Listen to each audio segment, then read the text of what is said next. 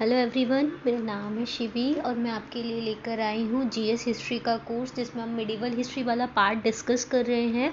Medieval history में हमने almost बहुत कुछ कवर कर लिया है। अभी हम सबसे इम्पॉर्टेंट जो टॉपिक है मिडिवल हिस्ट्री का, मुगल एम्पायर, इसके बारे में डिस्कस करने वाले हैं। ठीक है, इसके पहले हम लोगों ने क्या क्या डिस्कस किया है मैं एक बार आपको रिवाइज़ करा देती हूँ। देखो, एंशिएंट हिस्ट्री हमारा पूरा रिवाइज हो चुका है, पूरा कवर हो चुका है और उसका मैंने क्विक रिवीजन सीरीज़ भी अपलोड कर दिया है चैनल पे। 2 वीडियोस मैं अपलोड कर चुकी हूँ, उसके अलावा नेक्स्ट वीडियोस भी आ जाएंगे थोड़े दिनों में। तो आपने अगर वो रिवाइज़ नहीं किया है तो आप वहाँ से रिवाइज़ कर सकते हैं। दूसरा, और जो सारी ऐसे मैंने अभी सिर्फ मेरे चैनल पे तमिलनाडु वाली सीरीज़ है, तो मैंने उसका एंशिएंट पार्ट, मिडिवल पार्ट और फुल तमिलनाडु वाली हिस्ट्री ऐसे अलग अलग प्लेलिस्ट बना रखी है जिससे आपको कोई प्रॉब्लम ना हो ढूंढने में। ठीक है, तो हमने अभी मिडिवल हिस्ट्री में क्या क्या कवर किया है। देखो, एक अर्ली मिडिवल इंडिया कवर कर लिया जिसमें हमने देखा था मोहम्मद बिन कासिम, मतलब बहुत सारे जो इन्वेजन हुए थे, मोहम्मद गौरी का इन्वेजन, महमूद गजनवी का इन्वेजन हुआ, जिसके वजह से उनके जो कमांडर्स थे, गवर्नर्स थे, वो इंडिया में रह गए थे, जैसे कुतुबुद्दीन ऐबक, जिसके वजह से उन्होंने स्लेव डायनेस्टी स्टार्ट की। स्लेव डायनेस्टी इस्टेब्लिश करने के वजह से दिल्ली सल्तनत स्टार्ट हुई। ठीक है, ये हम लोगों ने देखा। फिर दिल्ली सल्तनत, जब नॉर्थ इंडिया में दिल्ली सल्तनत रूल कर रही थी, उस टाइम पे दिल्ली सल्तनत का रूल था 1206 से लेके 1526 में, और इसमें 5 डायनेस्टीज आई थी रूल करने के लिए। Wait a second, sorry. ठीक है, तो 5 डायनेस्टीज आई थी रूल करने के लिए। तो उसमें से 5 डायनेस्टीज़ में एक थी स्लेव डायनेस्टी, फिर खिलजी, फिर तुगलक, फिर सैयद और फिर लोधी। इसमें से जो तुगलक डायनेस्टी और खिलजी डायनेस्टी का रूल था वो साउथ इंडिया तक फैल गया था, लेकिन तुगलक में भी मोहम्मद बिन तुगलक के टाइम तक साउथ इंडिया में था। फिर फिरोज शाह तुगलक वापस से नॉर्थ इंडिया में आ गए। तब ये जो दिल्ली सल्तनत थी, जब नॉर्थ इंडिया में रूल कर रही थी, उस टाइम पे साउथ इंडिया में 2 किंगडम इमर्ज होकर आई थी, विजयनगर एंड बाहमानी किंगडम। वो मैंने साउथ इंडियन एम्पायर वाली किंगडम्स में कवर कर लिया है। तो इसके पहले वाला जो लेक्चर था वो विजयनगर एंड महामानी किंगडम के ऊपर था। अगर वो आपने नहीं देखा है तो आप वो जाकर चेक कर सकते हैं। ठीक है, इसके बाद जब हम देखने वाले हैं 1526 से 1707, जो लास्ट सही लोधी डायनेस्टी थी, उसके जो लास्ट रूलर थे इब्राहिम लोधी, उनको रिप्लेस किया था मुगल एम्पायर के रूलर बाबर ने फर्स्ट बैटल ऑफ पानीपत में। ठीक है, तो हम अब मुगल एम्पायर की हिस्ट्री जानते हैं, कितने रूलर्स आए मुगल एम्पायर में रूल करने के लिए, इनकी वजह से इंडिया में क्या क्या चेंजेस हुए और क्या क्या उस टाइम इनका एक्सटेंट रहा, इसके बारे में डिस्कस करेंगे। ठीक है, चलिए आइए हम स्टार्ट करते हैं। मेन हम इस चैप्टर में क्या डिस्कस करने वाले हैं, पहले तो पॉलिटिकल हिस्ट्री क्या है मुगल एम्पायर की। दूसरा, बाबर कौन था और उसके अचीवमेंट्स क्या क्या थे। तीसरा, हुमायूं क्या थे और उनकी क्या क्या डिफ़िकल्टीज़ थी, उनकी लाइफ में क्या क्या ऐसा डिफ़िकल्ट हुआ। फिर सूर इंटरगनम ये क्या था, इसके बारे में डिस्कस करेंगे। अकबर और उसकी अचीवमेंट्स क्या थी, उनकी रिलीजियस पॉलिसीज़ के बारे में डिस्कस करेंगे। जहांगीर और शाहजहां के बारे में डिस्कस करेंगे। औरंगज़ेब और उनकी रिलीजियस पॉलिसीज़ के बारे में, और क्यों इतना बड़ा मुगल एम्पायर जो था वो डिक्लाइन हो गया था, इसके बारे में हम लोग डिस्कस करेंगे। चलिए, मुगल एम्पायर स्टार्ट करने के पहले मैं आपको एक बार मैप में दिखा देती हूँ कि किस किस के टाइम पे क्या क्या एम्पायर रहा था। ठीक है, तो ये देखिए, हम एक सेकेंड, हाँ, हम इसमें स्टार्ट करते हैं। तो जब बाबर थे तो बाबर का एम्पायर यहाँ से काबुल से उन्होंने स्टार्ट किया था, इधर इतना एम्पायर बनाया था। फिर एक सेकेंड, एक और मैप है, हाँ, इसमें देखिए, इसमें आपको काफ़ी क्लियरिटी आएगी। बाबर ने स्टार्ट किया था काबुल, अफ़गानिस्तान से। फिर इंडिया में ये जो डॉटेड वाली लाइन वाला पोर्शन है, ये सारा बाबर ने अपने अंडर में ले लिया था। अकबर ने क्या क्या अपने अंडर में लिया, ये पूरा जो लाइट पिंक कलर का पूरा एरिया दिख रहा है वो अकबर ने अपने अंडर में ले लिया था। और औरंगज़ेब का जो एरिया था ना, वो पूरा ये जो डॉटेड लाइन है ना, ये सॉरी शेडेड लाइन्स है, ये वाला एरिया जो था वो किसका था, औरंगज़ेब के टाइम का था। ठीक है, इसके बाद आप इसमें भी एक बार ही देख सकते हैं, ये देखिए, ये जो पर्पल वाला है वो था 1530 में, मतलब बाबर के टाइम का एरिया है। येलो वाला जो है वो अकबर के टाइम का एरिया है। और ये जो पिंक वाला है, ये वाला एरिया औरंगज़ेब के टाइम पे एक्वायर किया गया था। तो औरंगज़ेब के टाइम पे पूरा का पूरा इंडिया जो था वो किसके अंडर में आया करता था, मुगल एम्पायर के अंडर में आया करता था।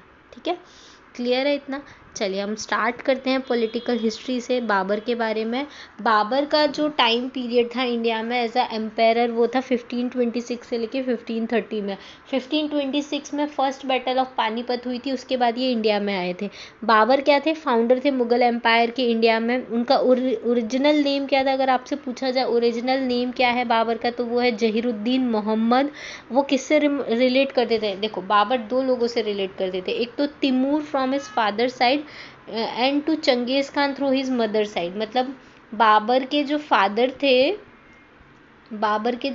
थे वो थे तिमूर, ठीक है, और जो मदर थी वो थी मंगोल थी, ठीक है। ये दोनों थे, तिमूर और मंगोल। और हमने तिमूर इन्वेजन भी पढ़ा है और मंगोल इन्वेजन भी पढ़ा है, और ये दिल्ली सल्तनत के टाइम पे हुआ, तो हमने ये चीज़ डिस्कस की थी, आप वहाँ से जाके देख सकते हैं। बाबर ने अपने जो फादर थे उमर शेख मिर्ज़ा, इनको सक्सीड किया था as the ruler of Fergana के रूलर हुआ करते थे वो।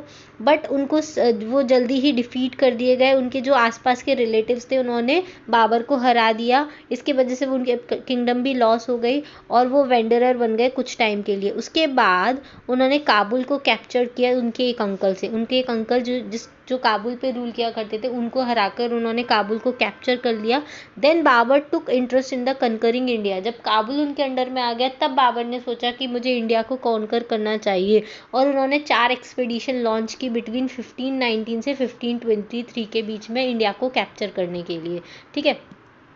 अब बाबर की इन्वेजन के टाइम पे 5 प्रोमिनेंट, एक सेकेंड, आई थिंक, ओके, देखो मिलिट्री कॉन्क्वेस्ट क्या क्या थे बाबर के। तो बाबर के इन्वेजन के टाइम पे 5 प्रोमिनेंट मुस्लिम रूलर्स हुआ करते थे इंडिया में। पहले थे सुल्तान ऑफ दिल्ली, मतलब दिल्ली सल्तनत थी उस टाइम पे। दूसरा गुजरात के रूलर, तीसरा मालवा के रूलर, चौथा बंगाल के रूलर, और 5वां डेक्कन सल्तनत। जो हमने पढ़ा था बहमानी किंगडम के ख़त्म होने के बाद बहमानी किंगडम जो थी 5 अलग अलग डेक्कन सल्तनत में डिवाइड हो गई थी, वो डेक्कन सल्तनत ये वाली थी। कौन कौन सी 5 थी वो आपने अगर दिल्ली सल्तनत वाला वीडियो देखा होगा तो मेरे कमेंट बॉक्स में, मतलब वीडियो के कमेंट बॉक्स में मुझे बताइए कौन कौन सी 5 डेक्कन सल्तनत थी। और ये तो 5 मुस्लिम रूलर्स थे। उसके अलावा 2 प्रोमिनेंट हिंदू रूलर्स हुआ करते थे। एक तो थे राणा सांगा ऑफ मेवाड़ और विजयनगर एम्पायर। विजयनगर एम्पायर भी हमने देखा था 1327 से कुछ 16 ऐसे कुछ चली थी, 13 से 16 के बीच में चली थी। तो विजयनगर एम्पायर भी एग्जिस्ट किया करती थी किसके टाइम पे? बाबर के टाइम पे। लेकिन बहमानी किंगडम जो थी वो डिसइंटीग्रेट हो गई थी, लेकिन डेक्कन सल्तनत उस टाइम पे भी थी। तो याद रखिएगा 5 मुस्लिम रूलर्स थे, 2 हिंदू रूलर्स थे, इनसे बाबर को इंडिया को कैप्चर करना है। वंस अगेन एंड ऑफ 1525 में बाबर ने क्या किया, फिर से काबुल से कॉन्कर करना स्टार्ट किया इंडिया को, और उन्होंने ईजिली लाहौर को ऑक्यूपाई कर लिया। कैसे लाहौर को ऑक्यूपाई कर लिया? क्योंकि वहाँ के जो गवर्नर हुआ करते थे वो थे दौलत खान लोधी, और दौलत खान लोधी को बाबर ने ईजिली डिफीट कर दिया था। उसके बाद वो कहाँ प्रोसीड किए? दिल्ली की तरफ प्रोसीड किए, जहाँ पे उन्होंने इब्राहिम लोधी जो कि दिल्ली सल्तनत के रूलर हुआ करते थे उस टाइम, उनको डिफीट किया। हमने दिल्ली सल्तनत वाले चैप्टर में पढ़ा है कि दौलत खान लोधी ने ही बाबर को इन्वाइट किया था कि वो इब्राहिम लोधी को आके डिफीट करे, ठीक है। क्योंकि इब्राहिम लोधी बहुत ज़्यादा एग्रेसिव टाइप का था, वो लोगों को ह्यूमिलिएट करता था, और उन्होंने दौलत खान लोधी को भी ह्यूमिलेट किया था। इस वजह से उन्होंने इब्राहिम लोधी को रिप्लेस करने के लिए बाबर को इनवाइट किया था। तो फिर बाबर ने 21 अप्रैल 1526 को जब फर्स्ट बैटल ऑफ पानीपत हुई थी तो बाबर ने इब्राहिम लोधी को डिफीट कर दिया था, और वो इस बैटल में मारे गए थे। मतलब इब्राहिम लोधी की डेथ हो गई थी फर्स्ट बैटल ऑफ पानीपत में। बाबर की जो सक्सेस हुई थी वो किसकी वजह से हुई? उसकी कैवलरी और आर्टिलरी की वजह से। फिर बाबर ने दिल्ली को ऑक्यूपाई कर लिया था, और उन्होंने अपने बेटे को उनके बेटे जो थे हुमायूं, उनको आगरा सीज करने के लिए भेजा था, ठीक है। Babur proclaimed himself as the empire of Hindustan, और बाबर ने जैसे ही दिल्ली अपने अंडर में लिया और अपने आप को एम्पायर ऑफ हिंदुस्तान घोषित कर दिया। अच्छा, एक चीज़ याद रखना, बाबर, ठीक है, बाबर के बेटे कौन थे? हुमायूं। हुमायूं के बेटे कौन थे? अकबर। अकबर के बेटे कौन थे? जहांगीर। जहांगीर के बेटे कौन थे? शाहजहां। और शाहजहां के बेटे कौन थे? औरंगजेब, ठीक है। ऐसा नहीं है कि ये बस बेटे थे, ये ऐसे बेटे थे जिन्होंने एम्पायर चलाया था। तो याद रखिए, बाबर के बेटा हुमायूं, हुमायूं का बेटा अकबर, अकबर का बेटा जहांगीर, जहांगीर का बेटा शाहजहां, और शाहजहां के बेटे थे औरंगजेब, ठीक है। तो ये क्रोनोलॉजी आप याद रखिएगा। उसके बाद सब्सीक्वेंट पहले तो फर्स्ट बैटल ऑफ पानीपत हो गया जिसमें दिल्ली जीत लिया। अब इसके अलावा अब बाबर कंटिन्यू वॉर लड़ेगा। 1526 में हुई बैटल ऑफ पानीपत, पहली फर्स्ट बैटल ऑफ पानीपत। अब उसके बाद राणा सांगा जो मेवाड़ के थे और अफगान जो थे जिन्होंने अपनी पोजीशन बना के रखी थी इंडिया में, तो अब उनको डिफीट करेंगे। तो राणा सांगा जो थे वो बहुत अच्छे राजपूत वॉरियर हुआ करते थे। अब क्या हुआ, he march against the Babur in the battle of Khanwa. Battle of Khanwa कब हुई थी? 1527 में, जिसमें बाबर जो थे वो जीत गए थे और बाबर ने टाइटल लिया था गाजी का। ठीक है, तो 1526 याद रखिएगा फर्स्ट बैटल ऑफ पानीपत। 1527 जो थी बैटल ऑफ खानवा हुई थी नियर आगरा, जिसमें राणा सांगा को डिफीट कर दिया था बाबर ने, और कौन सा टाइटल लिया था? गाजी। फिर 1528 में नेक्स्ट ईयर बाबर ने चंदेरी को कैप्चर कर दिया था। अनदर राजपूत रूलर के अंदर में जो था वो थे मेदिनी राय, मतलब मेदिनी राय जो राजपूत रूलर के उनके अंडर में था चंदेरी, उसको भी कैप्चर कर लिया था 1528 में। उसके नेक्स्ट ईयर बाबर ने अफगान्स जो थे उनको डिफीट किया at the battle of Ghaghra in Bihar. Bihar में रहा करते थे अफगान्स, तो वहाँ पे बैटल ऑफ गोगरा हुई थी, उसमें उनको डिफीट कर दिया था। इन सारी विक्ट्रीज के वजह से बाबर ने अपनी पोजीशन को कंसोलिडेट कर लिया था इंडिया में, और बाबर की डेथ हो गई थी आगरा में in 1530 at the age of 47 years में उनकी डेथ हो गई थी। अब देखो कब से चली थी इनकी कहानी? 1526 first battle of Panipat, 1527 battle of Khanwa, 1528 Chanderi को कैप्चर कर लिया मेदिनी राय को डिफीट करके, और 1529 में इन्होंने अफगान्स को हराया था बैटल ऑफ गोगरा में बिहार में, और 1530 में इनकी डेथ हो गई। तो ये सारे इंसिडेंट्स याद रखिएगा, ईयर वाइज है। ओके, 47 की एज में डेथ हुई थी। एस्टिमेट्स क्या क्या है बाबर का? बाबर ग्रेट स्टेट्समैन थे, मैन ऑफ सॉलिड अचीवमेंट थे, ग्रेट स्कॉलर हुआ करते थे अरेबिक एंड पर्शियन लैंग्वेज में। उन्होंने Turkey was his mother tongue, Turkey जो थी उनकी मदर टंग थी, क्योंकि ये टर्की में ही रहा करते थे, टर्की से ही आए थे। और इन्होंने अपनी मेमोरीज के बारे में लिखा है, तुजुकी बाबरी, इन्होंने टर्की लैंग्वेज में लिखी है। इसमें विविड अकाउंट दिया हुआ है इंडिया के बारे में, और उन्होंने फ्रेंकली कन्फेस किया है उनके फेलियर जो जो हुए थे, ठीक है, उस सब के बारे में उन्होंने हमेशा फ्रेंकली क्या किया है, एक्सेप्ट किया है कि मैं फेल हो गया था यहाँ पर। ठीक है, और वो एक नेचुरलिस्ट थे जिन्होंने फ्लोरा एंड फौना जो था इंडिया का उसको डिस्क्राइब किया था। अब नेक्स्ट उनके जो बेटे आएंगे वो थे हुमायूं। इनका रूल रहेगा 1530 से लेके 1540 के बीच में। ऐसा नहीं है ये वापस आएंगे, लेकिन 1540 से लेके 1555 तक सू डायनेस्टी रूल करेगी। फिर वापस 1555 में आएंगे और 56 में वापस इनकी डेथ हो जाती है 6 मंथ के अंडर में। फिर अकबर का रूल आता है। ठीक है, तो हुमायूं जो थे वो एल्डेस्ट सन थे बाबर के। हुमायूं मीन्स होता है फॉर्चून, बट ये सबसे ज़्यादा अनफॉर्चुनेट रूलर रहे थे मुगल एम्पायर के। हुमायूं के 3 ब्रदर्स थे, एक थे कामरान, दूसरे अस्कारी, तीसरा हिंडल, ये तीनों थे। हुमायूं ने क्या किया था? हुमायूं बिल्कुल लालची नहीं थे, उन्होंने अपना पूरा जो एम्पायर था अपने सारे भाइयों के बीच में डिवाइड कर दिया था, और ये ही इनकी लाइफ की सबसे बड़ा ब्लंडर इन्होंने किया था। कामरान को क्या दिया गया था? काबुल दिया गया था और कांधार दिया गया था। सांभल और अलवर किस किस को दिया गया था? देखो मैं आपको बताती हूँ, जो इनके ब्रदर थे कामरान, उसको दिया था के फॉर कामरान, के फॉर काबुल एंड कांधार दिया था। ठीक है, सांभल किसको दिया था? अस्कारी को दिया था, संभाल अस्कारी को दिया था। फिर हिंडल किसको दिया था? हिंडल को अलवर दिया था, अलवर राजस्थान। ठीक है, तो ये याद रखिएगा। तो ऐसे इन्होंने अपना पूरा स्टेट डिवाइड कर दिया था। ओके, नेक्स्ट देखिए, जब हुमायूं जो था फिर बिजी था फाइटिंग करने के साथ, किसके साथ? अफगान्स, जो ईस्ट में, मतलब दिल्ली में ये लोग रूल क्या करते थे, ईस्ट मतलब बिहार वाली साइड पे अफगान हुआ करते थे, तो उनसे फाइट करते रहते थे। लेकिन जब वो फाइटिंग करने में बिजी थे तब उनको एक न्यूज़ मिली कि जो बहादुर शाह है गुजरात के, वो दिल्ली की तरफ अप्रोच कर रहे हैं और दिल्ली को कैप्चर करना चाहते हैं। इस वजह से वो जल्दी जल्दी अफगान लीडर के साथ ट्रीटी कंक्लूड करके आए, और शेरशाह सूरी को शेरशाह, उस टाइम अफगान लीडर जो थे शेरशाह, जिसको बाद में शेरशाह सूरी बोला गया, उनके साथ ट्रीटी साइन करके वो गुजरात की साइड चले गए। फिर हुमायूं ने क्या किया? गुजरात को कैप्चर कर लिया बहादुर शाह से, और उनके जो ब्रदर थे अस्कारी, उसको उसका गवर्नर बनाया। लेकिन हुआ क्या, बहादुर शाह ने जल्दी से गुजरात को वापस से रिकवर कर लिया अस्कारी से, लेकिन और अस्कारी जो थे वो गुजरात छोड़कर चले गए। इसी टाइम सेम टाइम में शेर खान जो थे उन्होंने वो ईस्ट में पावरफुल हो गए थे, जिनके साथ हुमायूं ने ट्रीटी कंडक्ट की थी।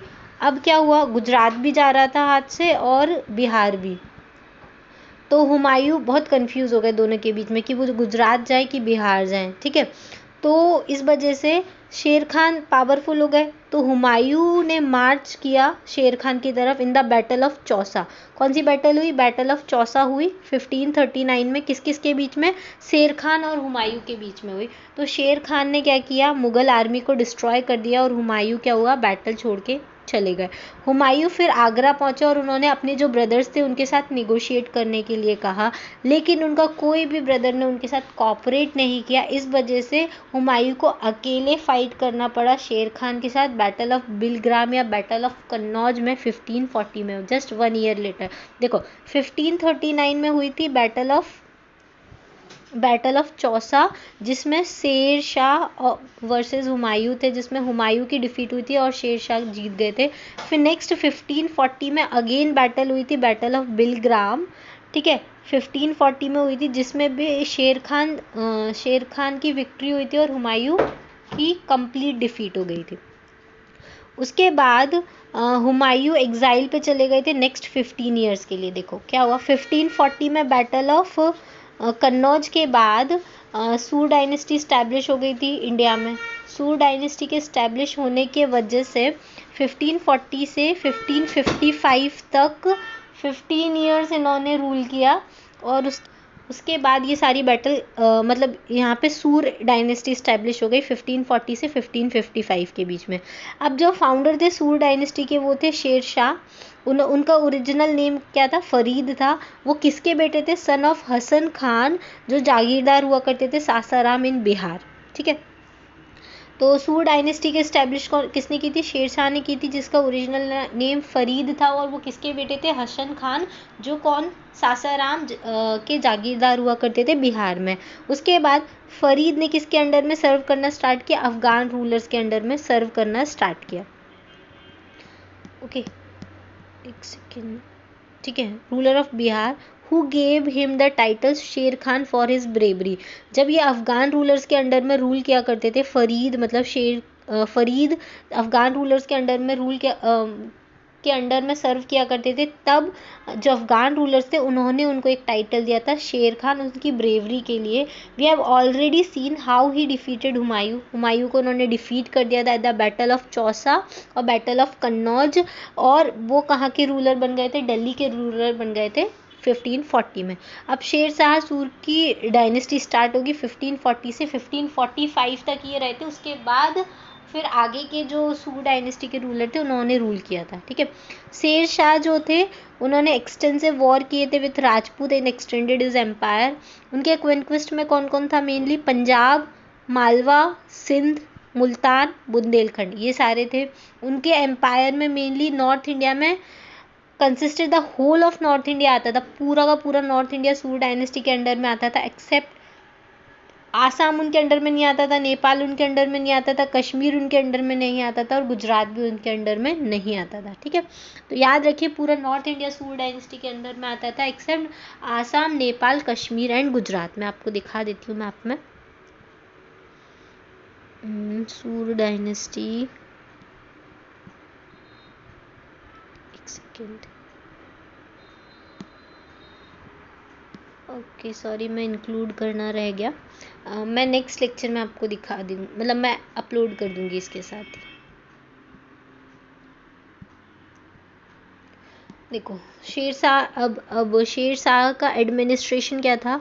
उनका जो रूल था वो 5 ईयर्स के लिए था। शेर शाह सूर ने सिर्फ 5 साल के लिए रूल किया था, लेकिन उनके अचीवमेंट बहुत ज़्यादा, ब्रिलियंट एडमिनिस्ट्रेटिव सिस्टम था।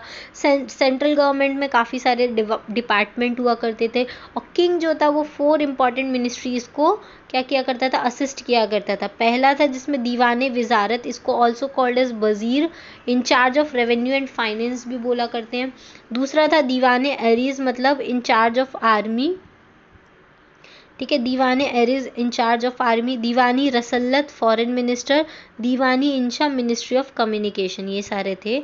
उसके बाद शेर शाह का जो एम्पायर था वो 47 सरकार्स में डिवाइडेड था, जिसमें से चीफ शेर शाह का एम्पायर 47 सरकार्स में डिवाइडेड था। चीफ सिकदर जो थे वो लॉ एंड ऑर्डर को मेंटेन किया करते थे। चीफ मुंसिफ जो होते थे वो जज हुआ करते थे। Whether 2 officer in charge of the administration in each sarkar. एक सेकेंड देखो, इसको ध्यान से समझिए। 47 सरकार हुआ करते थे, ठीक है। उसमें से जो चीफ सिकदर होते थे वो लॉ एंड ऑर्डर को मीन करते थे, और चीफ मुंसिफ जो होते थे वो जज हुआ करते थे। उनका वो 2 ऑफिसर इंचार्ज हुआ करते थे एडमिनिस्ट्रेशन के हर सरकार के अंदर।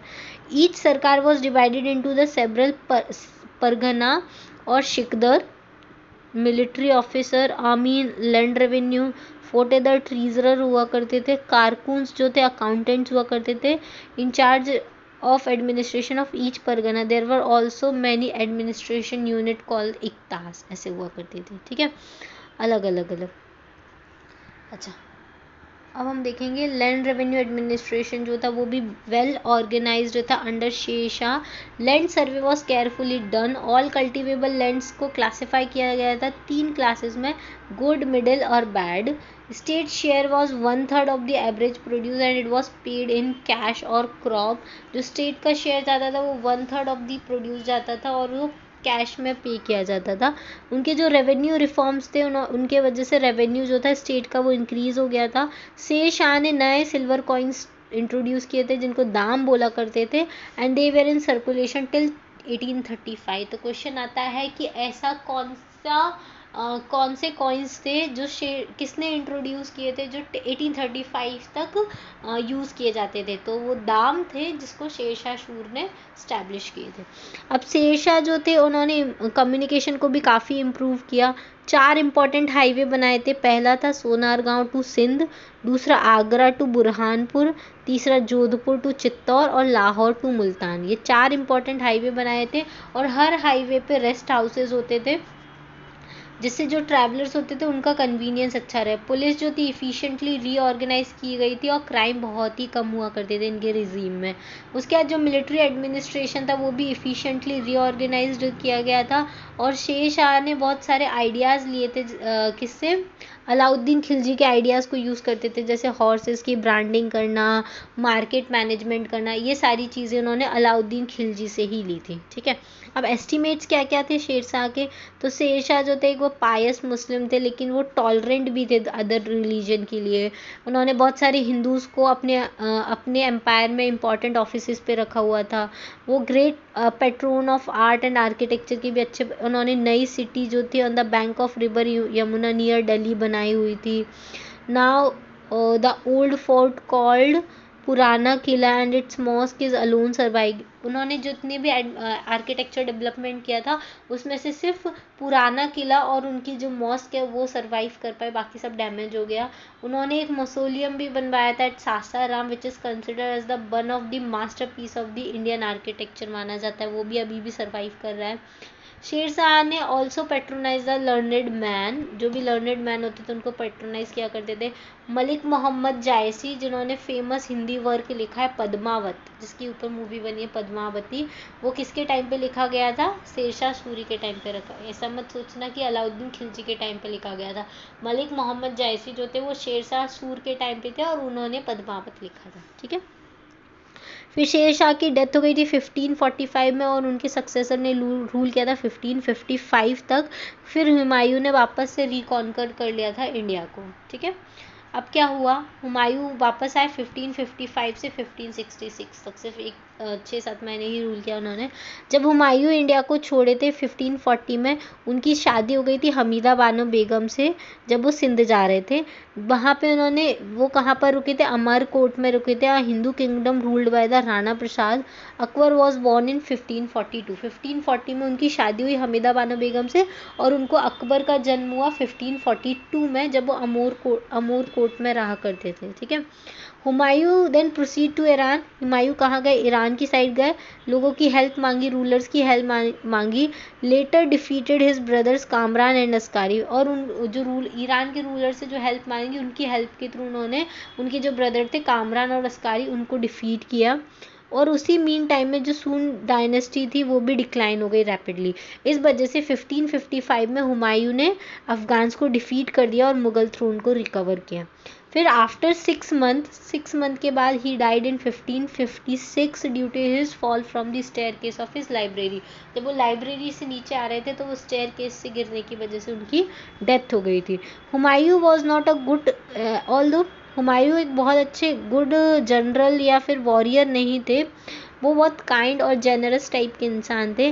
वो लर्नड थे, student of mathematics, astronomy, astrology के थे, ठीक है। वो पेंटिंग करना पसंद करते थे, पोइट्री लिखना पसंद करते थे पर्शियन लैंग्वेज, मतलब वो ज़्यादा वॉर लड़ने में ज़्यादा वो नहीं थे, ठीक है। ये सारी चीज़ें हुई थी। फिर 1556 में आया था अकबर का रूल। अकबर बहुत छोटे थे उस टाइम पे, देखो सोचो 1542 में उनका जन्म हुआ, 1556 में उनके फादर की डेथ हो गई, तो कितने साल के थे वो? बताओ कितने साल के थे? Akbar was one of the greatest monarch of India. He succeeded the throne after his father Humayun's death, but his position was dangerous because Delhi was seized by the Afghan. लेकिन उनकी पोजीशन was, क्योंकि already अभी थोड़े दिन पहले ही हुमायूं ने Afghans को defeat करके दिल्ली का सीज लिया। अब जब हुमायूं चले गए, हुमायूं की डेथ हो गई, तो अफगान क्या करेंगे? वापस से दिल्ली को कैप्चर करने की कोशिश करेंगे। और अफगान्स का कमांडर इन चीफ कौन थे? हेमू थे, ठीक है। In the second battle of Panipat हुई 1556 में। सेकेंड बैटल ऑफ पानीपत में कौन था? Hemu versus Mughal army. हेमू मतलब कौन थे? अफगान का कमांडर ऑफ इन चीफ था, और मुगल तो मुगल ही थे, ठीक है। Hemu almost on the point of victory, मतलब हेमू की जीत पक्की थी, क्योंकि मुगल आर्मी में तो कोई इंपॉर्टेंट रूलर नहीं था, अकबर बहुत छोटे थे। तो लेकिन क्या होता है, अनफॉर्चुनेटली एक एरो जो होता है वो हेमू की आँख में चला जाता है, जिसके वजह से वो अनकॉन्शियस हो जाते हैं, और जो पूरा फॉर्च्यून होता है वो किसके साथ आ जाता है? अकबर के साथ आ जाता है। इस वजह से मुगल आर्मी जो होती है वो जीत जाती है, और इस विक्ट्री के वजह से वापस से अकबर का रूल स्टैब्लिश हो पाता है। फिर स्टार्टिंग के फर्स्ट 5 ईयर जो अकबर का रूल रहता है वो किसने देखा होता है? बैरम खान देखते हैं। बैरम खान उनको गाइड करते हैं कि कैसे रूल करना है, उनकी हेल्प किया करते हैं। फिर उन्होंने पूरा का पूरा मुगल एम्पायर कंसोलिडेट किया। लेकिन 5 साल के बाद अकबर जो है वो क्या करते हैं? बैरम खान को निकाल देते हैं उनके कोर्ट से, और कहाँ चले जाते हैं? वो मक्का चले जाते हैं। जब वो मक्का जा रहे होते हैं तो बैरम खान को कौन किल कर देता है? अफगान रूलर्स उनको किल कर देते हैं। अकबर की मिलिट्री कॉन्क्वेस्ट बहुत एक्सटेंसिव थे। हमने देखा अभी मैप में देखा जा कि बाबर ने ऊपर नॉर्थ इंडिया वाला रूट ले रखा था, और जो अकबर थे उन्होंने काफ़ी बड़ा एरिया एक्वायर कर लिया था, ठीक है। अकबर ने कहाँ से कहाँ तक किया था? Northern India from Agra to Gujarat, and then from Agra to Bengal. He strengthen the north west frontier, later he bend to the Deccan, ठीक है। तो नॉर्थ इंडिया में आगरा से बंगाल, आगरा से गुजरात, मतलब देखो जैसे यहाँ बीच में आगरा है, तो आगरा से गुजरात इतना पूरा कैप्चर है, आगरा से बंगाल इधर कैप्चर है, अब आगरा से डेक्कन की साइड जाया जा रहा है, ठीक है। तो इतना एरिया इंडिया का कैप्चर किया हुआ था। इसमें है, देखो इधर आप देख सकते हैं, ये देखिए अकबर के अंडर में ये पूरा एरिया जो है ना वो अकबर के अंडर में आता है, ओके, ठीक है। चलो अब क्या होगा? अकबर, हाँ डेक्कन चला गया। अब रिलेशंस क्या थे राजपूत के साथ? तो रिलेशंस तो सबको पता ही होगा, अकबर जोधा अकबर का नाम सुना होगा रिलेशंस विद राजपूत में। तो राजपूत पॉलिसी जो थी अकबर की वो बहुत ही ज़्यादा नोटेबल थी। उन्होंने राजपूत प्रिंसेस जो थी, डॉटर ऑफ राजा भारमल जिनकी बेटी थी जोधाबाई, उनके साथ उन्होंने शादी की। ये ही मुगल की हिस्ट्री का जो था वो टर्निंग पॉइंट बना।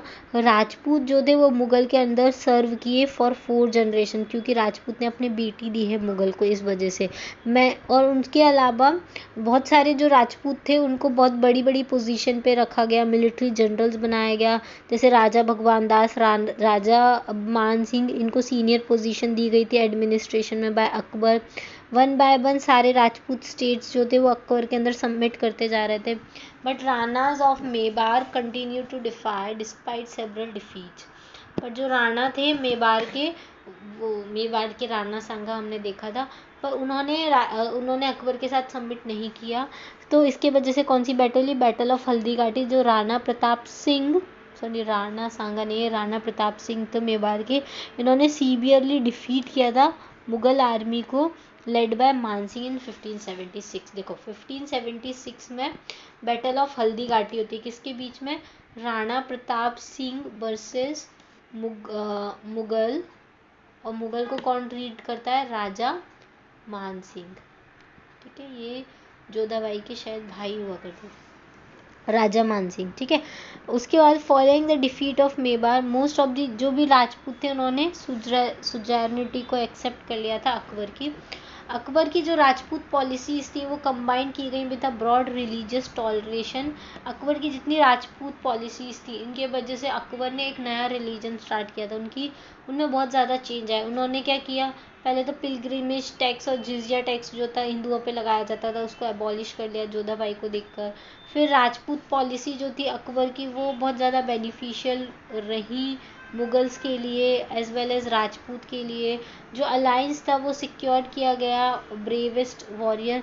On the other hand it insure the peace in the Rajasthan and number of Rajasthan Rajput who join the Mughal. अब ये जो राजपूत और मुगल के बीच में कॉम्बिनेशन बना, इसके वजह से काफ़ी पीस रहा राजस्थान में, अदरवाइज वॉर होती रहती थी. ठीक है, तो इस वजह से मुगल जो थे वो एक इम्पॉर्टेंट पोजीशंस पर आ गए थे. ओके, देखिए रिलीजियस पॉलिसी क्या क्या थी. अकबर की रिलीजियस पॉलिसीज़ के लिए अकबर हिस्ट्री में काफ़ी फेमस हुआ करते थे. बहुत सारे फैक्टर्स रिस्पॉन्सिबल थे उनके रिलीजियस आइडिया के लिए.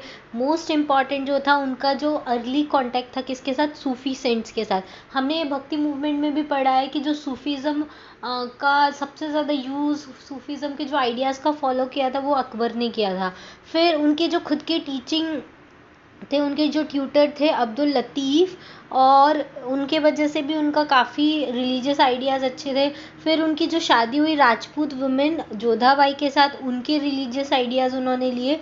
इन सब का एसोसिएशन के वजह से उनके अंदर his association with intellectual giants like Sheikh Mubarak and his two illusionary son Abul Faizi and Abul Fazl. ठीक है, इनके वजह से भी इनका काफ़ी ज़्यादा रिलीजियस आइडिया डेवलप हुए. And his ambition to stablish an empire in Hindustan, और वो इनका एक एम्बिशन था कि वो अपना एक एम्पायर हिंदुस्तान में डेवलप करे. तो हिंदुस्तान तो हिंदुओं का था, तो इस वजह से वो रिलीजियस टॉलरेंस रखना चाहते थे, मुस्लिम डोमिनेटिंग नहीं थे अकबर. ठीक है, तो अकबर इसलिए फेमस थे. रिलीजियस आइडियाज़ उनके किससे इन्फ्लुएंस थे? एक तो सूफी सेंट से इन्फ्लुएंस थे.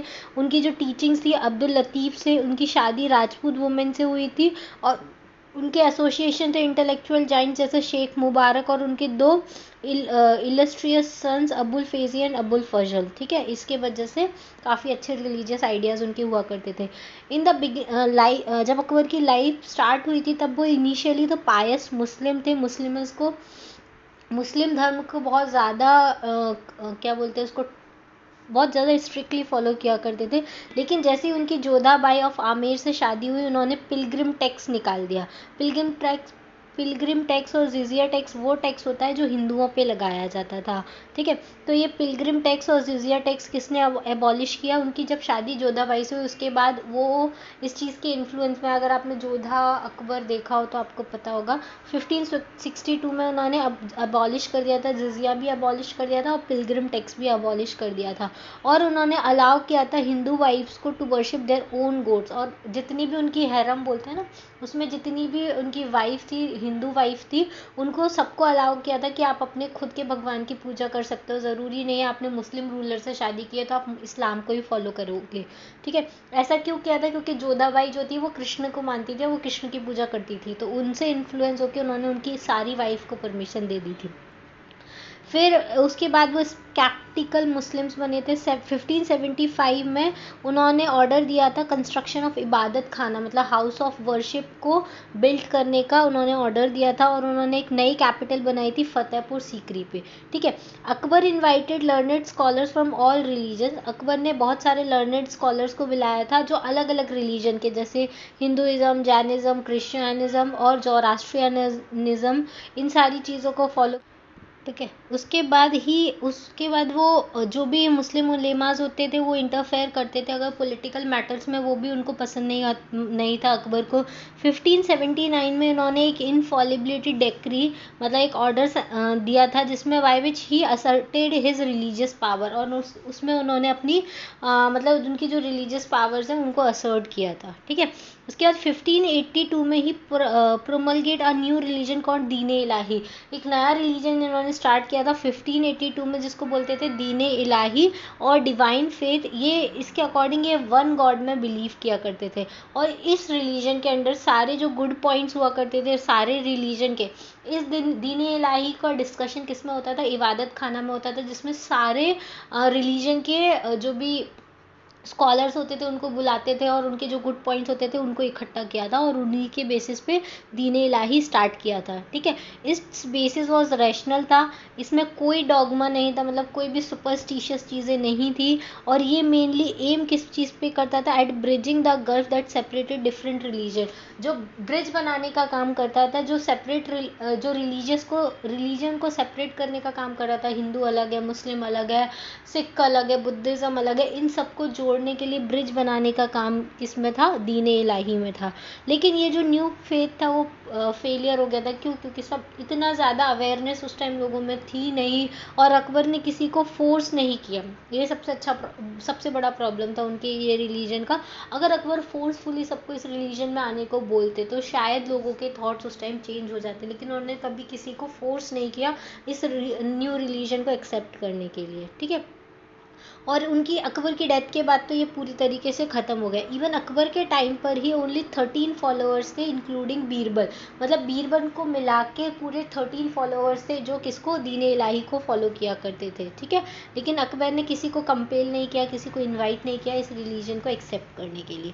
फिर लैंड रेवेन्यू एडमिनिस्ट्रेशन में क्या था, तो लैंड रेवेन्यू एडमिनिस्ट्रेशन में अकबर ने बहुत अच्छे एक्सपेरिमेंट्स किए थे लैंड रेवेन्यू के साथ, एडमिनिस्ट्रेशन के साथ। किसकी हेल्प से, राजा टोडरमल की हेल्प से। ठीक है। राजा टोडरमल जो थे वो अकबर के कोर्ट में रेवेन्यू मिनिस्टर हुआ करते थे। फिर लैंड रेवेन्यू सिस्टम जो था अकबर का, उसको बोलते थे जब्ती और bandobast system. It was further improved by the Raja Todarmal. जो लैंड रेवेन्यू सिस्टम था अकबर का उसको बोलते थे जब्ती और बंदोबस्त सिस्टम। इसको इम्प्रूव किसने किया था, राजा टोडरमल ने। इसको बोलते थे, it was known as the 10 sala system which was completed in 1580। नया जो सिस्टम आया था उसको 10 साला सिस्टम बोलते थे। इस सिस्टम के अंडर टोडरमल ने इंट्रोड्यूस किया था uniform system of the land measurement कराया था टोडरमल ने 10 साला सिस्टम के अंदर में। द रेवेन्यू जो था फिक्स्ड कर दिया था on the basis of the past 10 years, इसलिए 10 ईयर्स के हिसाब से रेवेन्यू फिक्स किया था। मतलब क्या करते थे, लैंड मेजरमेंट कराते थे और देखते थे इसकी कितनी ईल्ड हुआ करती थी, बेसिस ऑफ मतलब पास्ट 10 ईयर्स का क्या रिकॉर्ड है उस पर्टिकुलर लैंड का, उसकी बेसिस पे उसका रेवेन्यू फिक्स किया जाता था। इस सिस्टम को क्या बोलते थे, 10 साला सिस्टम बोलते थे। समझ में आया, मतलब लैंड मेजरमेंट किया। अब इस पर्टिकुलर लैंड पर पिछले 10 सालों में कितना ईल्ड हुआ उसके हिसाब से इसके ऊपर रेवेन्यू लगाया जाता था। मान लो बहुत अच्छा होता है तो हाई रेवेन्यू लगाया जाता था, क्योंकि जब अच्छा प्रोड्यूस होता है तो अच्छा रेवेन्यू दे सकता है। जिसके आप प्रोड्यूस ही नहीं हो रहा है तो वो रेवेन्यू कैसे देगा। ठीक है। इक्वल फॉर ऑल नहीं था, तो जैसे प्रोडक्शन होता था उस वजह से रेवेन्यू फिक्स किया गया था। तो इस सिस्टम को बोलते थे 10 साला सिस्टम। और लैंड को 4 कैटेगरी में डिवाइड किया गया था। पहला था पोलाज मतलब जो हर साल कल्टिवेबल है। दूसरा होता है परौती जो 2 साल में एक बार कल्टिवेबल है। तीसरा होता है चाचर जो 4 साल में एक बार कल्टिवेबल है। चौथा होता है बंजर जो 5 और उससे ज़्यादा साल लगाता है कल्टीवेट होने के लिए, उसको बंजर बोलते हैं। तो कौन कौन से थे, पहला है पोलाज जो 1 साल में एक बार कल्टीवेट होता है। दूसरा है परौती जो 2 साल में एक बार कल्टीवेट होता था। तीसरा था चाचर मतलब जो 4 साल में 4 चाचर मतलब 4 साल में एक बार कल्टीवेट होता था। और बंजर जो 5 से और 5 तो मिनिमम और उससे ज़्यादा साल भी लगा सकता था कल्टीवेट होने के लिए, ठीक है। और जो पेमेंट होता था रेवेन्यू का वो जनरली कैश में किया जाता था। उसके बाद आता है मनसबदारी सिस्टम। मनसबदारी सिस्टम जो था वो अकबर ने इंट्रोड्यूस किया था इन इज एडमिनिस्ट्रेशन। मनसब मतलब मैं आपको बताती हूँ क्या होता है। मनसब मतलब रैंकिंग सिस्टम जो था वो इंट्रोड्यूस किया था अकबर ने, ठीक है। Under this system every official was assigned a rank assign की जाती थी। उस रैंक को क्या बोलते थे, मनसब बोलते थे, ठीक है। अब रैंक कहाँ से कहाँ तक होती थी, तो जो लोएस्ट रैंक होती थी वो 10 होती थी और हाईएस्ट रैंक जो होती थी 5000 होती थी। लोएस्ट रैंक से लेके हाईएस्ट रैंक तक के सारे अलग अलग मनसबदार होते थे। लोएस्ट रैंक मतलब जैसे मान लो सबसे लोएस्ट जो है कोई, जैसे फॉर एग्जांपल प्यून जो है किसी ऑफिस का, वो लोएस्ट रैंक तो उसकी 10 हुआ करती थी। और जो वहाँ का मालिक या जो उसका नोबल्स हुआ करते थे उसकी जो रैंक होती थी वो 5000 हुआ करती थी। तो जो हाईएस्ट रैंक थी वो किसको दी जाती थी, नोबल्स को दी जाती थी। Princes of royal blood receives even higher ranks. जो प्रिंसेस होते थे रॉयल ब्लड के उनको और नोबल से भी ऊपर वाली रैंक दी जाती थी। रैंक को 2 पार्ट्स में डिवाइड किया गया था। पहला होता था जाट, दूसरा होता था सबार। Jat means personal and it fixed the personal status of a person, ठीक है। जाट मीन्स होता था पर्सनल और ये उसका पर्सनल स्टेटस फिक्स करता था। सवार रैंक मतलब क्या होता था, number of cavalry man of a person was required to maintain. सवार रैंक होती थी जो बताती थी कि कितने कैवलरी मैन चाहिए मेंटेन करने के लिए। और जाट जो होता था उसका पर्सनल स्टेटस हुआ करता था, ठीक है। Every sawar had to maintain at least 2 horses. मतलब मैंने बोलता सवार मतलब क्या होता है, कितने नंबर ऑफ कैवलरी मैन उसको चाहिए मेंटेन करने के लिए। तो सवार के पास मिनिमम कितने हॉर्सेज होने चाहिए, एटलीस्ट 2 हॉर्सेज होने चाहिए। लेकिन ये जो मनसब रैंकिंग सिस्टम था वो हेरिडिटरी नहीं था। ऐसा नहीं है कि नोबल के बेटे को ही नोबल की अगेन रैंक दी जाएगी। सारे अपॉइंटमेंट और promotions as well as dismissal जो होते थे वो कौन करता था, अकबर ही करता था। मतलब डायरेक्टली एम्पायर के द्वारा किया जाता था, ओके। चलिए नेक्स्ट जहांगीर के बारे में हम देखेंगे। 1605 से लेके 1627 के बीच में इनका रूल था। जब अकबर की डेथ हो जाती है तब जहांगीर का ओरिजिनल मतलब पुराना नेम जो था वो था क्या था, प्रिंस सलीम था, ठीक है। इनको सलीम बोला जाता था, जहांगीर इनका नाम बाद में पड़ा। अच्छा एक और चीज़ मैं तुमको बताना चाहूँगी पेमेंट मोड के बारे में। 2 पेमेंट मोड चलते थे अकबर के टाइम पे, इस बुक में कवर नहीं है पर मुझे याद है। तो एक होता था नकीब, दूसरा होता है जागीरदार। ये सुना होगा तुम लोगों ने अगर थोड़ी हिस्ट्री पढ़ी होगी। तो जागीरदारी सिस्टम जो था वो ख़त्म हो गया था मुग़ल एम्पायर के साथ। तो नकीब मतलब किसी को पेमेंट जो किया जाएगा वो कैश में किया जाएगा, उसको बोलते थे नकीब। अगर पेमेंट जो है वो जागीर के थ्रू मतलब लैंड देकर किया जा रहा है या जागीर देके, जागीर मतलब सल्तनत या एक कुछ पार्ट देके किया जा रहा है तो उसको जागीरदार बोलते थे। तो ये 2 तरह के पेमेंट गेटवे हुआ करते थे अकबर के टाइम पे। अब जहांगीर के बारे में देखेंगे। 1605 से 1627 तक था। अकबर के बेटे, इनका नाम सलीम था। और ये जो अकबर और जोधाबाई के बेटे थे, ठीक है, सलीम।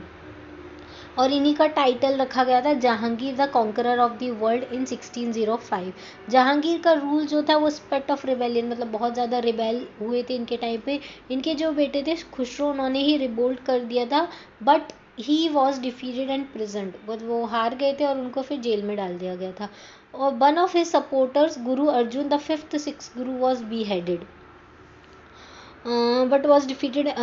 उनके जो एक सपोर्टर थे गुरु अर्जुन द 5th सिख गुरु थे, उनको भी बी हेडेड कर दिया था इनके टाइम पे, जहांगीर के टाइम पे। अब देखो नूरजहां जो थी वो जहांगीर की वाइफ हुआ करती थी। 1611 में जहांगीर की शादी मेहरुन्निसा से हुई थी। वो was known as the Nurjahan light of the world बोला जाता है। जहांगीर को बोला जाता था कॉन्करर ऑफ द वर्ल्ड और जो उनकी वाइफ थी नूरजहां उनको बोला जाता था लाइट ऑफ द वर्ल्ड, ठीक है। अब जो नूरजहां थी उनका ओरिजिनल नाम पूछा जाता है बहुत जगह, तो मेहरुन्निसा उनका नाम था। अब इनके जो फादर थे Itimad Daula was a respectable person. उनको पोस्ट ऑफ चीफ दीवान दी गई थी जहांगीर के कोर्ट में, ठीक है। उनकी फैमिली के अदर मेंबर्स भी जो थे उनको अलायंस बनाने को परमिशन दी गई थी। नूरजहां के जो एल्डर ब्रदर थे असफ खान, उनको अपॉइंट किया गया था एज अ खाने समन। खाने समन एक पोस्ट होती है जो किसके लिए दी जाती है, नोबल्स को दी जाती है, लेकिन वो नूरजहाँ की फैमिली में से उनके जो एल्डर ब्रदर थे उनको दी गई थी खाने समन की पोस्ट, ठीक है। 1612 में क्या हुआ था, असफ खान की जो डॉटर थी Arjumand Bano Begum, letter known as Mumtaz, उनकी शादी कर दी गई थी जहांगीर के तीसरे बेटे जिसका नाम था खुर्रम, ठीक है, जिन्हीं को शाहजहां के नाम से जाना जाता है, ठीक है। खुर्रम भाई खुसरो ने क्या किया था, रिवोल्ट किया था जहांगीर के अगेंस्ट, और एक वो सन थे और एक ये खुर्रम थे जिनकी शादी किससे हुई थी, मुमताज़ से हुई थी, जिनका ओरिजिनल नेम जो था वो था अर्जुमंद बानो बेगम। 1612 में इनकी शादी हो गई थी असफ खान की डॉटर, मतलब नूरजहाँ की खुद की शादी 1611 में हुई थी जहांगीर के साथ, और फिर एक साल बाद ही उनके जो बेटे की बेटी थी, मतलब लाइक उनकी क्या बोल सकते हैं, उसकी भतीजी की शादी उन्हीं के बेटे से कर दी गई थी। दोनों क्या चलता था इन लोगों के बीच में, तो प्रिंस खुर्रम से कर दी थी जिनका नाम बाद में शाहजहां रखा गया था, ठीक है। Okay, this drove Shahjahan into rebellion against his father. एक सेकेंड, शायद कुछ मिस हुआ, हाँ, ऐसा बोलते हैं कि जो नूरजहाँ थी वो उन्होंने एक ग्रुप ऑफ जुंटा स्टार्ट किया था, जिसके वजह से मुग़ल कोर्ट जो था वो 2 फैक्शंस में डिवाइड हो गया था। 2 फैक्शंस मतलब कोर्ट एक ही चल रहा है, लेकिन कुछ लोग जहांगीर के साइड, कुछ लोग नूरजहाँ, मतलब अलग अलग फैक्शन में डिवाइड कर दिया था। अलग 2 तरह के लोग उसमें कोर्ट में रूल कर रहे थे, ठीक है। इसके वजह से जो शाहजहाँ थे उन्होंने क्या किया, रिबेल कर दिया अगेंस्ट हिज फादर इन 1622, क्योंकि जहांगीर क्या था एक्चुअली, सलीम जो थे ना वो नशे में ज़्यादा रहते थे, तो सारा जो काम देखती थी वो नूरजहाँ देखती थी। Since he felt that Jahangir was completely under Nurjahan influence, और शाहजहाँ को ऐसा लगता था कि जो जहांगीर है वो कम्प्लीटली नूरजहाँ के इन्फ्लुएंस में है। पर however this view is not accepted by some other historians, but ये व्यू हमेशा सारे हिस्टोरियंस नहीं एक्सेप्ट करते। जहांगीर जो थे वो वीक हो गए थे क्योंकि उनकी इल हेल्थ, मतलब कमज़ोरी की वजह से उनकी हेल्थ कंडीशन अच्छी नहीं थी। He only took important political decision ही वो लेते थे, ये ऐसा उन्होंने अपनी ऑटोबायोग्राफी में लिखा था, ठीक है। लेकिन इसके अलावा ये क्लियर है कि नूरजहाँ जो थी वो रॉयल को हाउस होल्ड को डोमिनेट किया करती थी। उन्होंने नया fashion based on Persian tradition start किया था।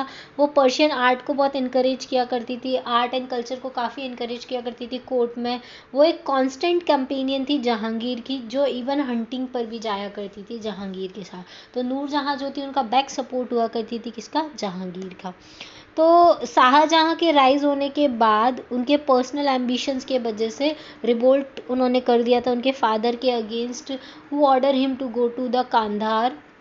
He rose in the revolt against his father, who ordered him to go to the Kandahar. This rebellion distracted the activities of empire for 4 years. Shahjahan ने जब revolt किया और उनको कांधार भेज दिया गया, इस रिवेलियन के वजह से जो एम्पायर था वो 4 साल के लिए हॉल्ट हो गया था।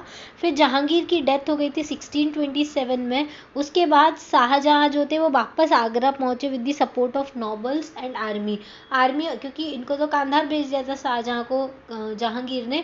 फिर जब जहांगीर की डेथ हो जाती है 1627 में, तब शाहजहाँ वापस आगरा पहुंच जाते हैं नोबल्स और आर्मी की हेल्प से। और नूरजहाँ जो आगरा में रूल कर रही होती हैं किसके एब्सेंस में, जहांगीर के एब्सेंस में, उनको पेंशन दी जाती थी और वो रिटायर्ड लाइफ जीती है 18 ईयर्स तक, जब तक उनकी डेथ नहीं होती, ठीक है। तो जहांगीर के बाद ऐसा हुआ था नूरजहाँ के साथ। अब देखो शाहजहाँ, ये सब ने अपने जैसा शाहजहाँ ने जहांगीर के साथ किया वैसा औरंगजेब शाहजहाँ के साथ करते हैं, ठीक है। तो ऐसा ही होता है इन लोगों में, हुआ था मतलब मुगल एम्पायर में, नॉट इन लोगों में। शाहजहाँ जो थे 1627 से 1658 तक इनका रूल रहा था।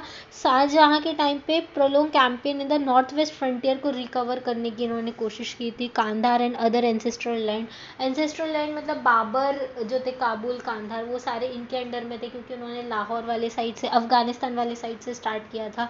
तो शाहजहाँ चाहते थे कि उनके जो एंसेस्ट्रल लैंड्स हैं उनको रिकवर करें, इस वजह से नॉर्थ वेस्ट फ्रंटियर को रिकवर किया था शाहजहाँ ने। मुगल आर्मी जो थी उन्होंने मोर देन 5000 लाइव्स जो हो गई थी, लॉस हो गई थी, क्योंकि सक्सेसिव इन्वेजन हुए थे 1639 से लेके 1647 के बीच में। इसमें बहुत सारे मुगल्स की डेथ हो गई थी। तब शाहजहाँ ने रियलाइज्ड किया कि the futility of his ambition and stop the fighting. उन्होंने बोला कि मेरा जो ये एम्बिशन है उसकी वजह से बहुत लोगों की डेथ हो रही है, इस वजह से मुझे इस फाइटिंग को रोक देना चाहिए, तो उन्होंने वहीं रोक दिया। तो his Deccan policy was more successful. अब उन्होंने नॉर्थ वेस्ट फ्रंटियर को छोड़ दिया, अब वो डेक्कन वाली साइड पे आ गए थे। डेक्कन मतलब साउथ इंडिया वाली साइड पे आ गए थे। उन्होंने क्या किया, यहाँ आके जो अहमदनगर की फोर्सेस थी उसको डिफीट किया और उसको अनेक्स कर लिया। फिर बीजापुर और गोलकोंडा दोनों के साथ ट्रीटी साइन की। ठीक है, याद रखना अहमदनगर, बीजापुर, गोलकोंडा, बेरार, बिदार ये किसके डिसइंटीग्रेशन से बना था? तो बाहमानी किंगडम के डिसइंटीग्रेशन से बना था। जस्ट मुगल का जब टाइम स्टार्ट हुआ था, बाबर के टाइम पे डिसइंटीग्रेशन हुआ था, तो ये डेक्कन सल्तनत एग्जिस्ट किया करती थी उस टाइम पे। तो जो अहमदनगर जो था उसको एनेक्स कर लिया था किसने? शाहजहां ने। साथ में बीजापुर और गोलकोंडा के साथ भी ट्रीटी साइन कर ली थी। शाहजहां ने 4 मुगल प्रोविंस बनाए थे डेक्कन में। पहला था खानदेश, दूसरा था बेरार, तीसरा था तेलंगाना, चौथा था दौलताबाद। ठीक है, 4 प्रोविंसेस बनाई थी मुगल में। कौन कौन सी बनाई थी? एक तो बनाई थी खानदेश, दूसरा बेरार, तीसरा तेलंगाना और चौथा दौलताबाद। और ये सारी जो डेक्कन प्रोविंसेस थी वो किसके कंट्रोल में हुआ करती थी? औरंगजेब के कंट्रोल में हुआ करती थी। ठीक है, चलिए नेक्स्ट देखेंगे। अब देखेंगे वॉर ऑफ सक्सेशन क्या हुआ था। तो देखो, जब शाहजहां के का रेन ख़त्म होने वाला था, शाहजहां का रेन जब ख़त्म होने वाला था, तब वहाँ पे bitter war of succession start हो गया था उन्हीं के 4 बेटों के बीच में। तो शाहजहां के 4 बेटे थे। 4 बेटे कौन कौन से थे? एक सेकेंड। 4 बेटे थे उनके। एक तो थे दारा शिकोह, दूसरा थे शुजा, तीसरा थे औरंगजेब और चौथे थे मुराद बख्श। इन चारों के बीच में वॉर ऑफ सक्सेशन स्टार्ट हो गया था कि कौन थ्रोन लेगा, कौन मुगल एम्पायर संभालेगा। तो दारा शिकोह जो थे वो सबसे बड़े बेटे थे और शाहजहां ने इनको as a crown prince announce कर दिया था। जो शुजा थे वो बंगाल के गवर्नर हुआ करते थे। औरंगजेब जो थे वो गवर्नर ऑफ डेक्कन हुआ करते थे। मैंने बोला था खानदेश, बेरार और ये हमारा दौलताबाद, ये सब किसके अंडर में आता था? औरंगजेब के अंडर में आता था। फिर चौथे थे मुराद बख्श, जो जहाँ कहाँ के गवर्नर हुआ करते थे? मालवा और गुजरात के गवर्नर हुआ करते थे। फिर 1657 में, मतलब जब शाहजहां का राइन ऑलमोस्ट ख़त्म होने वाला था, शाहजहां इल हो गए थे at Delhi for some time but later recover. मतलब थोड़े टाइम के लिए बीमार हुए, फिर बाद में रिकवर हो गए थे। बट जो प्रिंस थे वो उन्होंने मुगल थ्रोन के लिए फाइटिंग स्टार्ट कर दी। उनको लगा राजा तो मरने वाला है, तो कौन इसका रूलर बनेगा, इस वजह से फाइटिंग स्टार्ट हो गई थी। अब औरंगजेब जो थे वो विक्टोरियस इमर्ज होकर आए इस स्ट्रगल में। ये जो चारों के बीच में स्ट्रगल हुआ, दारा शिकोह, औरंगजेब, मुराद बख्श और शुजा, इन चारों में से जो सबसे ज़्यादा विक्टोरियस इमर्ज होकर आए वो थे औरंगजेब। ठीक है, वो कहाँ पर एंटर कर गए थे? आगरा फोर्ट में एंटर कर गए थे और दारा को उन्होंने डिफीट कर दिया था। He force Shahjahan to surrender. उन्होंने शाहजहां को बोला कि आप सरेंडर कर दीजिए। Shahjahan was confined to the female apartment in Agra fort. और शाहजहां को उन्होंने बंदी बना के रखा था एक फीमेल अपार्टमेंट में आगरा फोर्ट में। अगर आपने वो देखा हो, क्या बोलते हैं, बाजीराव मस्तानी ऐसा कुछ, या फिर एक बाजीराव करके एक सीरियल आता था, उसमें बताया है कि औरंगजेब ने अपने ही फादर जो शाहजहां थे उनको एक अपार्टमेंट में रखा था, जहाँ पे उनकी जो बेटी थी वो उनका ख्याल रखती थी। जैसे शाहजहां को कन्फाइन किया था फीमेल अपार्टमेंट में इन आगरा फोर्ट और विजिलेंस में उनको रखा था। He was not ill treated, but उनको इल ट्रीटेड नहीं किया था। Shahjahan lived for 8 long years lovingly nursed by his daughter Jahanara. तो उनकी जो बेटी थी जहानारा वो उनकी केयर किया करती थी और वो इल ट्रीटेड नहीं थे, बस उनको विजिलेंस में रखा गया था। किसके अंडर में? औरंगजेब के अंडर में। ठीक है, तो उनकी अब पूछा जाता है क्वेश्चन कि किसने उनकी देखभाल की थी? डॉटर जो थी उनकी जहानारा, उन्होंने देखभाल की थी। फिर 1666 में उनकी डेथ हो गई थी और उनको भी कहाँ बरी किया गया था? उनकी वाइफ की ग्रेव जो थी ताजमहल में, उसी के पास में किसको दफनाया गया था? शाहजहां को भी दफनाया गया था। ठीक है, तो ये सारी चीज़ें हुई। जैसा शाहजहां ने जहांगीर के साथ हुआ था, तब वैसा का वैसा औरंगजेब ने भी शाहजहां के साथ किया। अब देखो, औरंगजेब का टाइम स्टार्ट होता है 1658 से 1707। ये ईयर याद रखिएगा, 1707। इसी के बाद वाला जो टाइम है वो किस में माना जाता है? मॉडर्न इंडिया में कंसिडर किया जाता है। ठीक है, अब इसके बाद मुगल एम्पायर डिक्लाइन हो जाएगा। औरंगजेब जो था वो सबसे ज़्यादा एबलिस्ट मुगल किंग था। उनको जो टाइटल मिला था वो था आलमगीर, वर्ल्ड कॉन्करर इसका मतलब होता है। इनके जो मिलिट्री कैंपेन थे फर्स्ट 10 ईयर में of was very great successful. मतलब जितने भी इन्होंने कॉन्क्वेस्ट किए थे पहले 10 ईयर में वो बहुत ज़्यादा सक्सेसफुल रहे थे।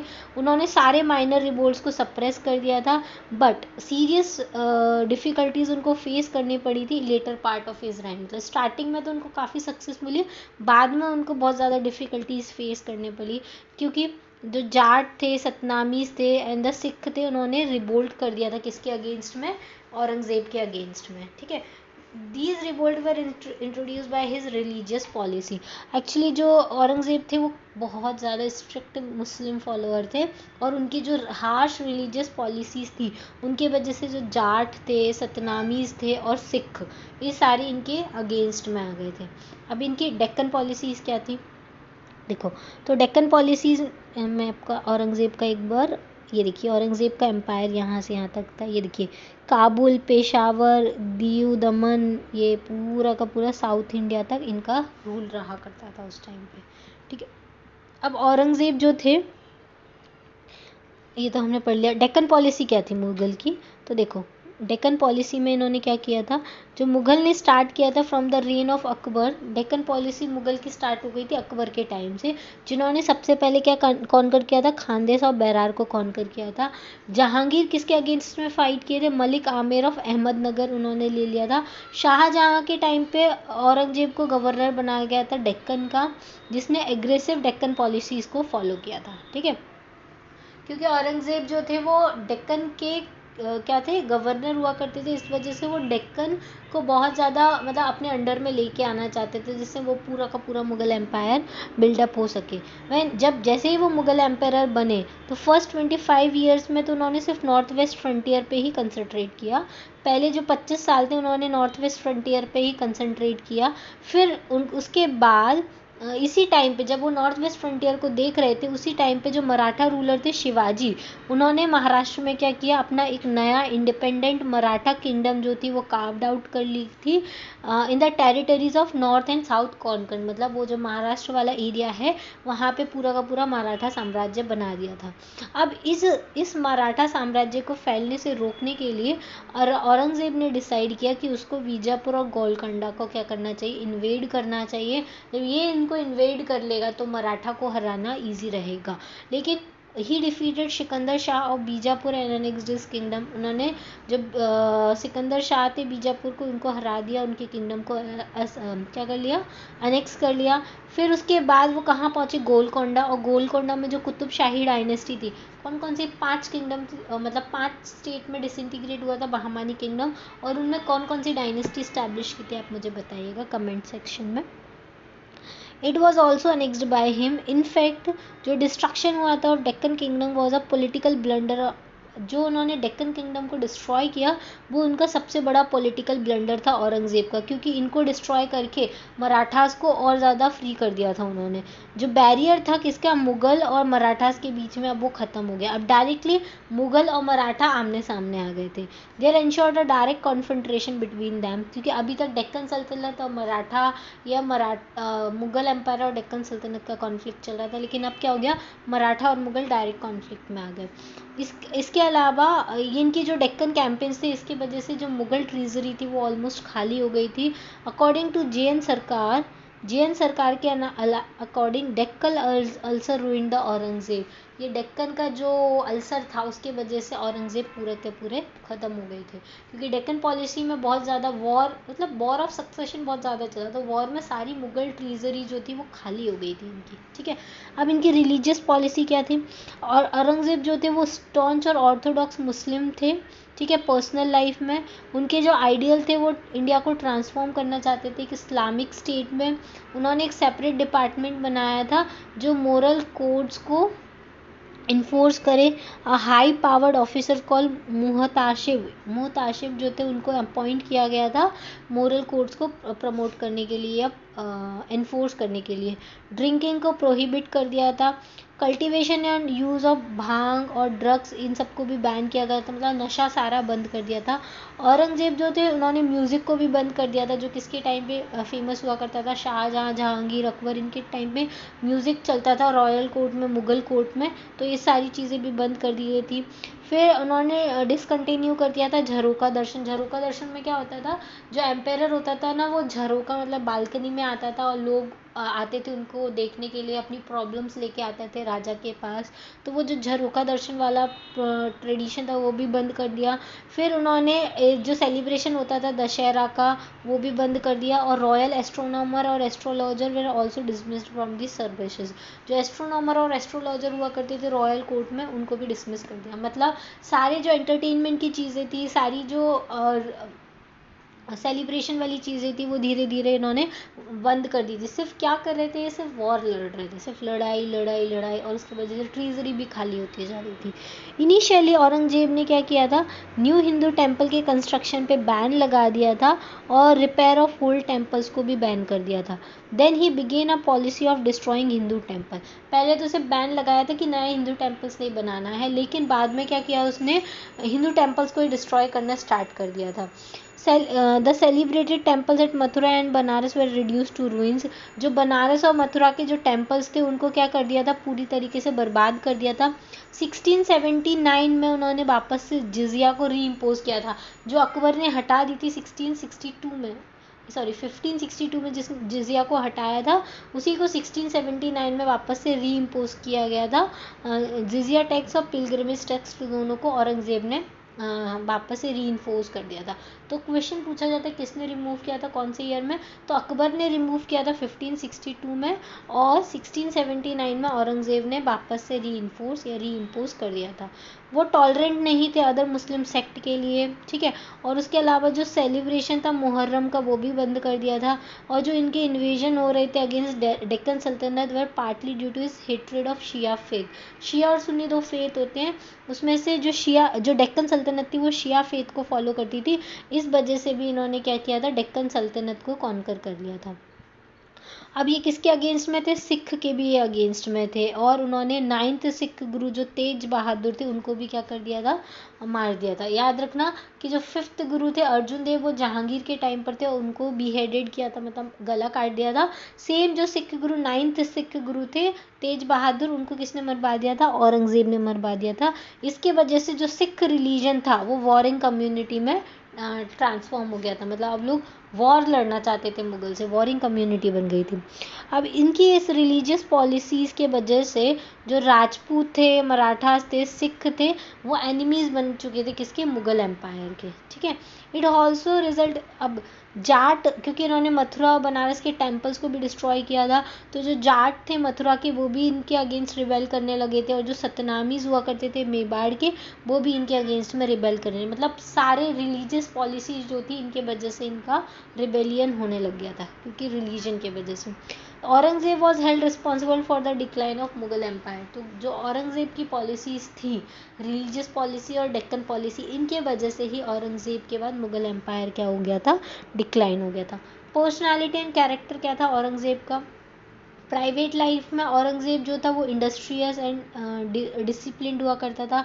बहुत सिंपल फूड खाता था, सिंपल ड्रेसेस पहनता था। मनी जो भी अर्न करता था वो पर्सनल एक्सपेंसेस के लिए कुरान को कॉपी करके किया करता था। जो कुरान की बुक्स होती थी उनको कॉपी किया करता था और उनकी कॉपीज़ को सेल किया करता था। कभी भी वाइन कंज्यूम नहीं करता था। लर्नेड एंड प्रोफिशिएंट था, अरेबिक एंड पर्शियन लैंग्वेज में बुक लवर था, ठीक है। उन्होंने डिवोट किया अपने रिलीजन के लिए, काफ़ी ज़्यादा डिवोटेड था। 5 बार दिन में वो प्रेयर किया करता था वो अल्लाह के लिए, और स्ट्रिक्टली रमज़ान फास्टिंग किया करता था, ठीक है। तो बहुत ज़्यादा स्टॉन्च फॉलोअर था इस्लाम का। पॉलिटिकल फील्ड में औरंगज़ेब ने सीरियस मिस्टेक्स कंडक्ट की, जैसे उन्होंने true nature of Maratha movement नहीं समझा कि मराठा क्या चाह रहे हैं, ठीक है। और उनकी रिलीजियस पॉलिसीज़ में घुस के उनको एंटागोनाइज्ड कर दिया। फिर he fail to solve the Maratha problem को सॉल्व करने में वो फेल हो गए थे, और लेफ्ट एंड ओपन सोर, मतलब उनको खुला छोड़ दिया था, जिस वजह से फिर काफ़ी ज़्यादा अटैक हुए। मराठा और मुग़ल कॉन्फ्लिक्ट बहुत ज़्यादा हुए।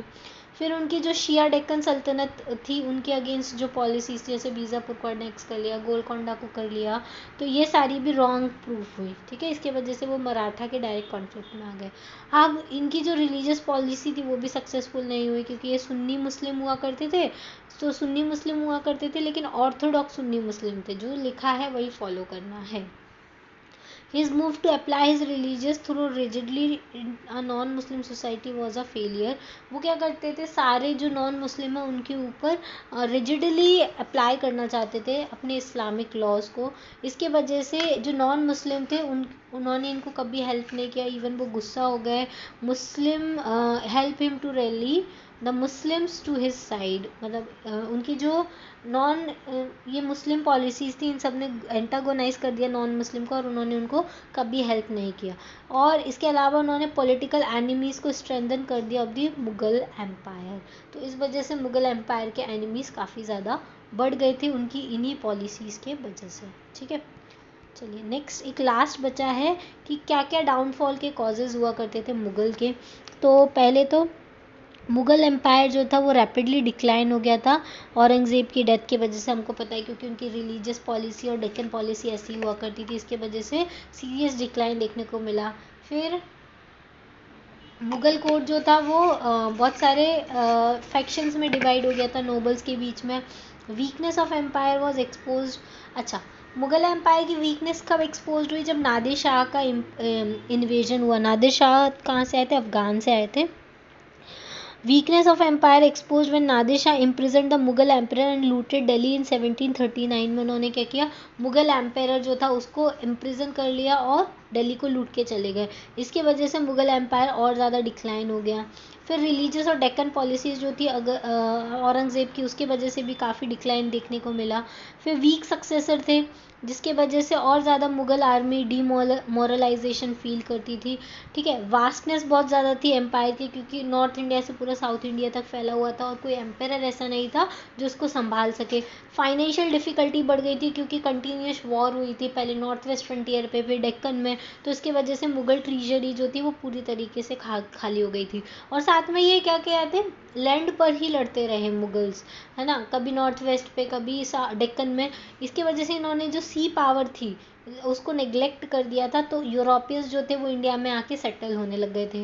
जैसे यूरोपियंस में जैसे ब्रिटिशर्स काफ़ी ज़्यादा 1707 में तो काफ़ी आगे पहुंच गए थे, उन्होंने इंडिया में काफ़ी ज़्यादा पोर्ट डेवलप कर लिए थे, फैक्ट्रीज डेवलप कर ली थी।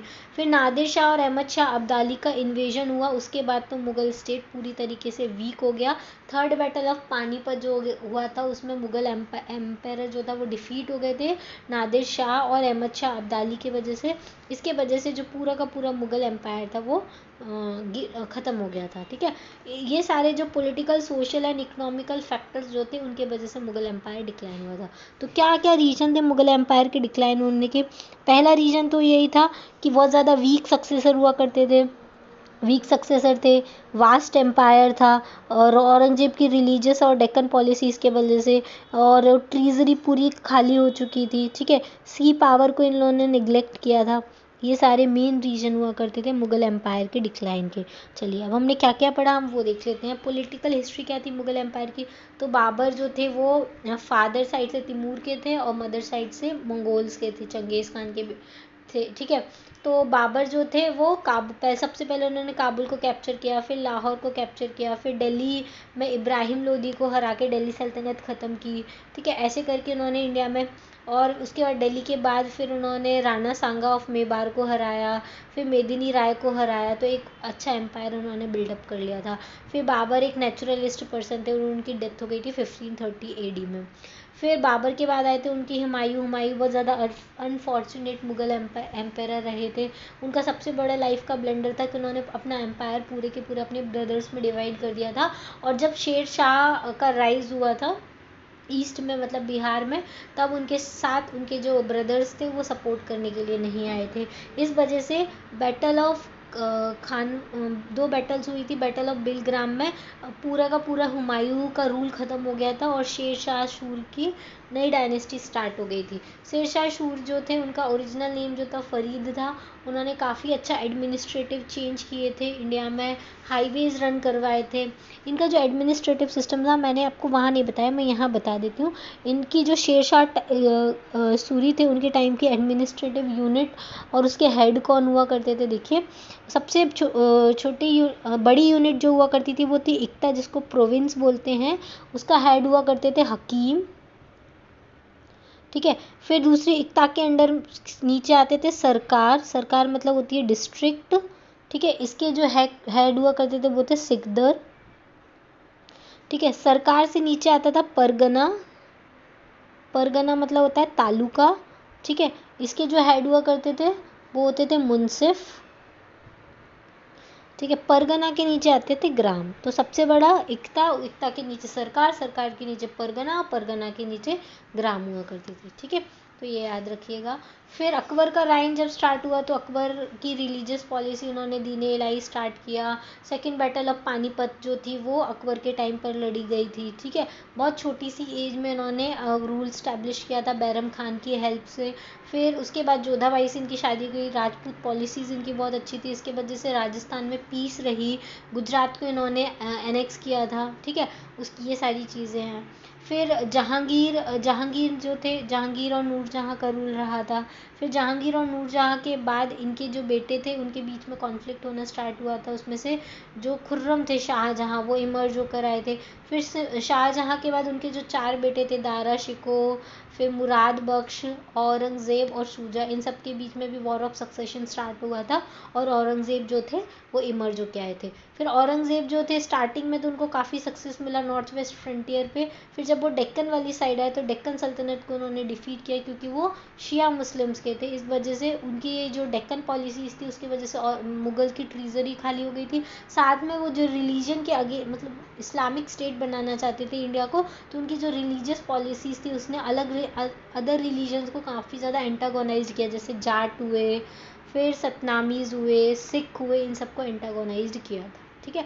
और फिर बाद में क्या हुआ, मुगल एम्पायर डिक्लाइन हो गया। तो मुगल एम्पायर के डिक्लाइन होने का मेन रीजन था religious and Deccan policy of Aurangzeb, ठीक है। फिर वीक सक्सेसर, वास्ट एम्पायर, ट्रीजरी एकदम खाली हो गई थी, ये सारी चीज़ें। फिर नादिर शाह और अहमद शाह अब्दाली का इन्वेजन, ये सारे मेन रीजन हुआ करते थे मुगल एम्पायर के डिक्लाइन के। चलिए अब आप क्या कीजिएगा, इसके क्वेश्चन सॉल्व कीजिएगा। जैसा कि मैं आपको हमेशा बोलती हूँ कि ये चैप्टर पढ़ने के बाद, रिवाइज करने के बाद, बुक में से रीड करने के बाद ये सारे क्वेश्चन MCQs के फॉर्म में दिए गए हैं इस बुक में, वो आप सॉल्व कीजिए, आपसे सारे क्वेश्चन बनेंगे। जैसे देखो ये क्वेश्चन, ये इसका मैच द फॉलोइंग बहुत अच्छा है, इसमें आपको डेट्स याद हो जाती है। बैटल ऑफ हल्दी घाटी कब हुई थी, सेकेंड बैटल ऑफ पानीपत जैसे 1556 में हुई थी, बैटल ऑफ चौसा एंड बिलग्रीम कब हुई थी, बैटल ऑफ चौसा 1539 में हुई थी, बिलग्रीम 1540 में हुई थी, बैटल ऑफ हल्दी घाटी जो अकबर के टाइम पे हुई थी वो 1576 में हुई थी। तो ऐसे ऐसे आप क्वेश्चन सॉल्व करेंगे तो आपको ईयर्स भी